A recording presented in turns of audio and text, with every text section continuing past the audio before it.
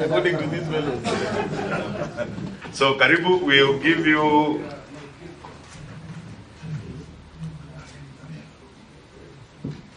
we've been giving others about 20 minutes, but we want to propose we give you 10 minutes because we have a very heavy day today. You endeavor so that if you extend your 10 minutes, we go to about 15 and maybe 5 minutes for a few interventions here and there. Karibu.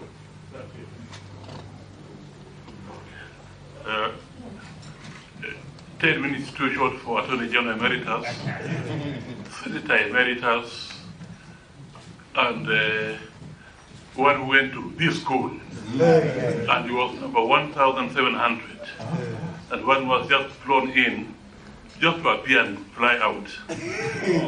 So please give me time and be with me, because I think that your committee is very important. I thank you for inviting me to give my views to this important national dialogue. It is my prayer that you fully discharge your mandate for the well-being of our beloved country of ours depends on the issues you have identified for negotiations being successfully resolved. Let me start with the easiest, the establishment and entrenchment of the state offices. I support. And in fact, way back in April 1992, I published a constitutional amendment to have that office plus 2 deputy governors. And as you know, during the national negotiations, which happened in 2007-8, again, we established that office. And as you also know, during the BPI process, mark you, the BPI was only challenged on procedure, how it was appointed. But the content of BPI are still there, and you can make reference to them. And the BPI, we did draft a constitutional amendment, and if you look at Article 107A, there we have provided for leader of opposition. And if you look at Part 2A, there we have provided for the post of Prime Minister and Deputy Prime Minister, which of course now is Prime Cabinet Secretary. Outstanding issues. Article 43 of the Constitution. Article 43 of the Constitution gives us economic and social rights.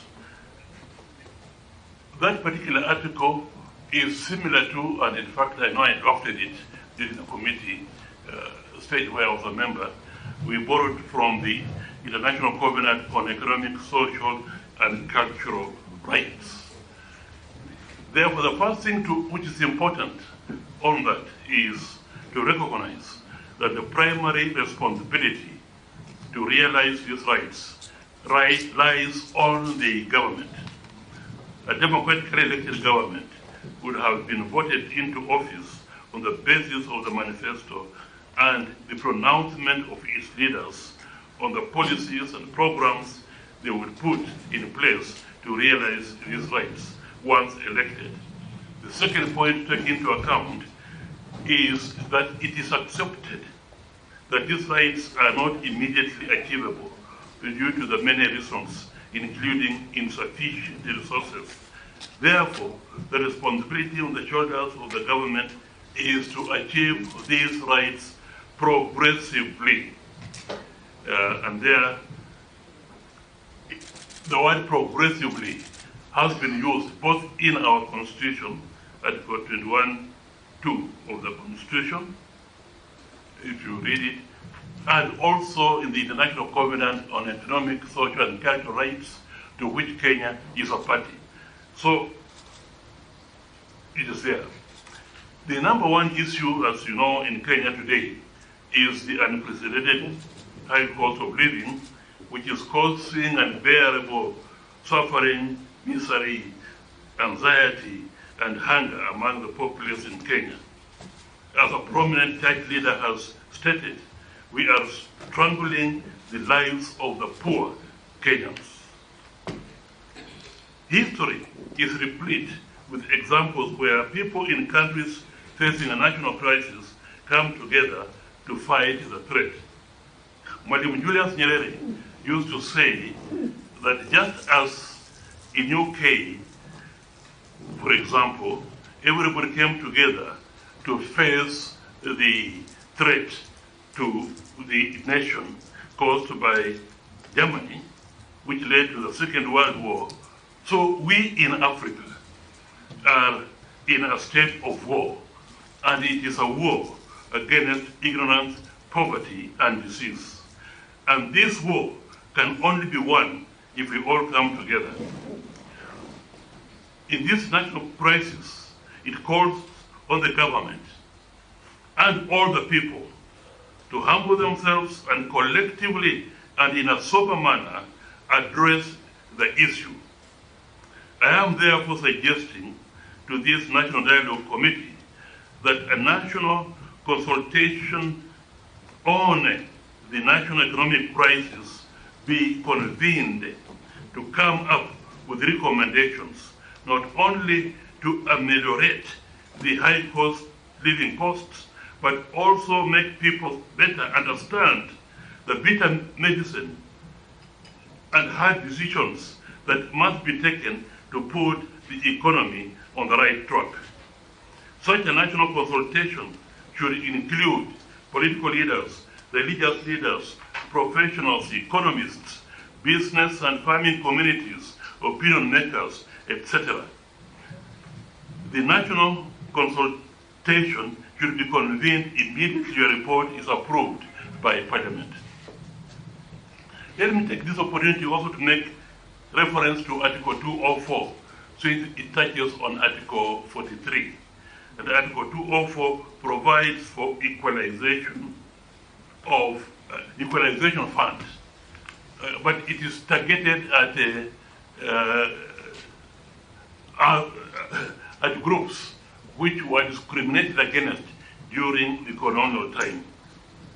And although marginalized areas is not defined in the Constitution, marginalized community is defined, and it makes reference to traditional community or indigenous community, etc.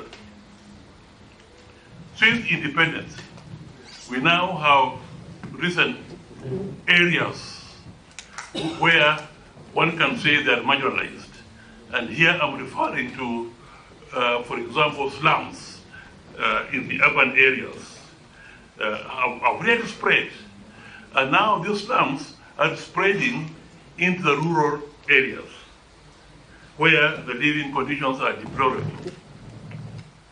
I therefore recommend that a poverty alleviation fund be created to address the economic and social needs of the vulnerable groups in such areas. This will be implementing Article 43 as read with Article 21(3) of the Constitution, which makes specific reference to special measures being taken to assist the vulnerable people. And we don't have a specific fund for that. Of course, one can argue that every government program is addressing that issue. But we have indigent Kenyans who are really suffering, and such a fund can focus itself on such people. Implementation of the 2/3 gender rule. There have been failed attempts to achieve the 2/3 gender rule. I do recall that in many of the drafts of the proposed constitution, a clause similar to Article 1772 of the Constitution, which applies to gender top-up in county assemblies after elections, depending on the number of persons elected, was provided for to apply to the National Assembly and the Senate. Somehow, although it was a draft in the process of discussions and so on, somehow that clause was removed. And that clause only remained in reference to county assembly. I just recommend that an article similar to Article 1772 be reintroduced to apply to the National Assembly and the Senate. This should be accompanied by a carrot and stick approach, particularly in policies and programs and legislation aimed at political parties to encourage them to nominate women to elective seats in their strongholds. This will aim at having more women elected parliamentarians so that the top-up figure will be reduced and in the long run, hopefully eliminated. Electoral justice and related matters, restructuring and reconstitution of IEBC. This is a complex issue which demands that we think out of the box. This country has had basically three ways of appointing commissioners. The first is the government-controlled commission. Up to May 1992, the Electoral Commission was basically under the government. The Electoral Commission had, in fact, by a legal notice, delegated its constitutional function of conducting or supervising elections to the Attorney General, who had an officer in his office called the Supervisor of Elections, who in turn appointed district commissioners as returning officers. And when I became Attorney General, I was basically also now the chairman of the Electoral Commission. I was in charge of the elections in this Republic of Kenya. But I can tell you that I revoked that legal notice and restored the function of conducting elections to its rightful place, although the president continued to appoint the commissioners. Just before I revoked the legal notice, I was surprised when I was invaded in my office by all the opposition political parties and the leaders at around 6:37 p.m. as I was working. And I believe they came because of the Attorney General, but also because I was the person in charge of elections. They came with their key supporters. I don't know if they can, some of them, no, I think most of you are young to have been among the key supporters at that time. I can't think. I think a lot of shock. I think the only one who may qualify is. I don't think I was. This untimely and godly hour. After the Maru series, I was treated in Moi University, I think, at that time, or maybe some primary school in Mombasa. This was now in May of 1992. All the opposition political parties plus their key supporters came to my office and made it clear to me that I convey to the president that he disbands the Electoral Commission immediately and new members appointed with their involvement. In other words, they wanted to propose members and the president appoints. Of course, the clarion call at that time was no new Electoral Commission, no elections. To cut the long story short, and that would one day appear in my memoirs in an extenso. We discussed up to about 10 p.m. and they agreed with my proposal, which was in accordance with the Constitution as it was then. The proposal was that although the president had no constitutional powers to disband the commission once appointed, however, the Constitution at that time provided only a minimum of members of the Electoral Commission. So consequently, he could appoint additional additional members. So I say the way I can help them is through that way, or advise the government. So we agreed that they should go and nominate, give me a list of persons from whom the president can, in his absolute discretion, appoint. I informed them that such persons should not be officials of the political party or any party, or be active members of their party or any party, or be persons known to belong to their party or any party. Furthermore, such persons should be persons of integrity, well respected in society, persons who had retired honorably from public or private sectors, or well-known senior professionals, or persons known for their independence of mind. In short, they should be persons of gravitas. As Nigerians would say, persons of legal luminaries. In view of the constitutional discretion vested in the president, I asked each leader not to give me a list where they have all sat down and agreed, but each leader had to submit a list to me separately. I can tell you, within 2 days, I received from each letter suggesting, in fact, there was no list which had suggested names of under 12.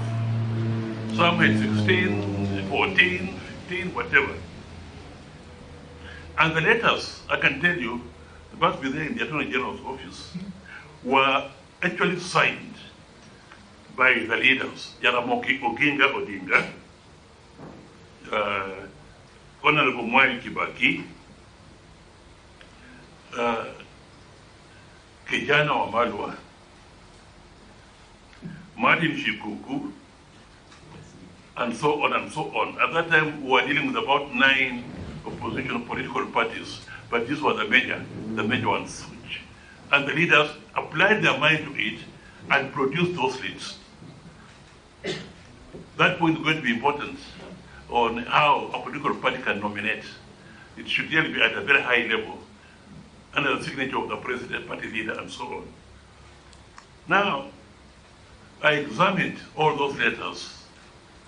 I can tell you that 3 or 4 names appeared in nearly all the lists. 3 or 4 names. My memory is going short, but I know Kenyatta was one of them, who appeared in almost all the lists. There was Harry Mule, a former PS Treasury, again, whose name appeared in nearly all the lists. And there were others. I can tell you the president, when I showed him and analyzed the situation, had no problem whatsoever in appointing the names which were common in all the lists. And that's how the additional names to the Electoral Commission were appointed, in addition to those already appointed by the president earlier. After the IPPG of 1997, it was agreed that KANU nominates for appointment 11, and the opposition parties nominate for appointment 10, and they did so. And the Electoral Commission was the largest I ever known, had 21 members. You know, elected or appointed by the president on the nomination of political parties, direct nominations, political parties. And unlike before, in my situation where I said, give me a number of names and we shall decide from there. They were just appointing a name and that is it. Of course, you'll agree with me that 21 members are a bit unwieldy. But let me remind you that this is the Electoral Commission which delivered the 2002 general elections, whose results were uploaded and accepted locally here in Kenya, regionally and internationally. And I believe it was the only general election in the multi-party era, and that is after we amended the constitution, where no election petition was filed challenging the election of the president.